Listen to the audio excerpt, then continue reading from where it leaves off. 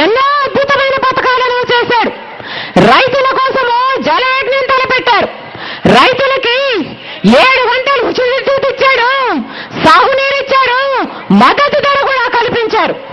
అవసరమైనప్పుడు input subsidy ఇచ్చాడు, ఇంకా అవసరమైనప్పుడు నష్టపరిహారం కూడా ఇచ్చారు రాజశేఖర రెడ్డి గారు.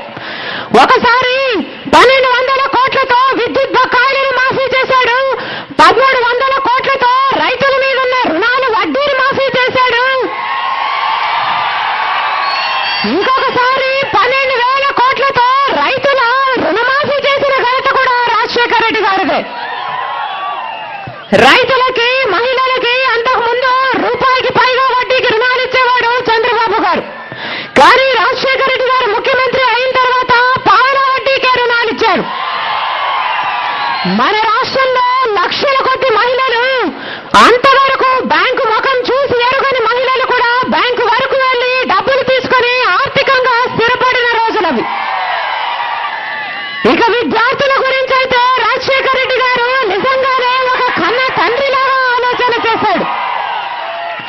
డబ్బు లేని కారణంగా ఏ ఒక్కరి చదువు ఆగిపోకూడదని, మీరు ఏది కావాలంటే అది చదువుకోండి, మీరు డాక్టర్ అవుతారా, మీరు ఇంజనీర్ అవుతారా, మీరు ఎంబీఏ చేస్తారా, మీరు ఎంసీఏ చేస్తారా, మీరు ఏది కావాలంటే అది చదువుకోండి, ప్రభుత్వమే ఉచితంగా చదివిస్తుందన్న భరోసా కల్పించాడు కనుకనే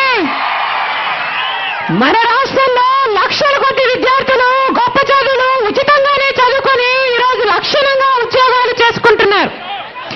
ఇక పేదవాడు కూడా వైద్యానికి అర్హుడు అని, డబ్బు లేని కారణంగా పేదవాడు వైద్యానికి అనర్హుడని కాకుండా ప్రతి ఒక్కరు కూడా గొప్ప ఆసుపత్రికి పోయి వైద్యం చేయించుకోగలగాలని ఆరోగ్యశ్రీని ప్రవేశపెడితే మన రాష్ట్రంలో లక్షల కొద్ది మంది ప్రజలు లక్షలు విలువ చేసే వైద్యాన్ని ఉచితంగానే పొందిన రోజులు.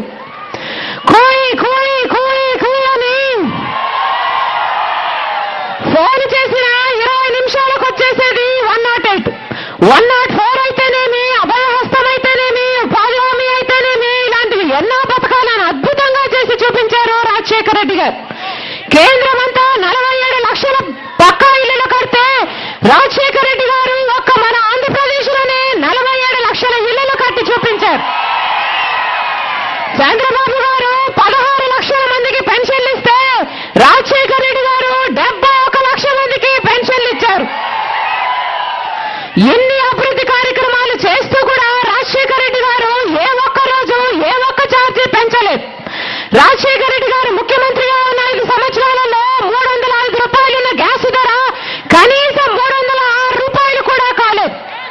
రాజశేఖర రెడ్డి గారు ముఖ్యమంత్రిగా ఉన్న 5 సంవత్సరాలలో ఆర్టీసీ ధరలు పెరగలేదు, మున్సిపల్ ట్యాక్సులు పెరగలేదు, ఏ కొత్త పన్ను వేయలేదు, కరెంటు ఛార్జీలు 1 రూపాయి రాజశేఖర రెడ్డి గారు పెంచాలని ప్రతిపక్ష పార్టీలు కూడా చెప్పలేదు. 5 సంవత్సరాలు ఏ ఛార్జీలు పెంచకుండానే, ఏ కొత్త పన్ను వేయకుండానే అన్ని అభివృద్ధి కార్యక్రమాలు చేసిన రికార్డు ముఖ్యమంత్రిగా నిలిచారు రాజశేఖర రెడ్డి గారు. ఇక గిరిజనుల కోసమైతే రాజశేఖర రెడ్డి గారు ప్రత్యేకంగా ఆలోచన చేశారు. గిరిజనులంటే రాజశేఖర రెడ్డి గారికి చాలా ప్రేమ కనుకనే గిరిజనుల కోసము 20,60,000 ఎకరాలను గిరిజనులకు భూ పంపిణీ చేసిన ఘనత రాజశేఖర రెడ్డి గారు. దీంట్లో 3,30,000 ఎకరాలని ఒకటే రోజు పంపిణీ చేసి చరిత్రలో మిగిలిపోయాడు రాజశేఖర రెడ్డి గారు. ఈ 20,60,000 ఎకరాలు కాకుండా 9 లక్షల ఎకరాల మీద అడవి భూమి మీద గిరిజనులకు హక్కు కనిపించిన ఘనత కూడా రాజశేఖర రెడ్డి గారిది. వీళ్ళకి భూమిని చేసి చేతులు దులుపుకోలేగా రాజశేఖర రెడ్డి గారు మళ్ళీ ఆ భూముల్ని సాగు యోగ్యం చేసుకోవడానికి ఉపాధి హామీ కిందకి తీసుకొచ్చారు రాజశేఖర రెడ్డి గారు.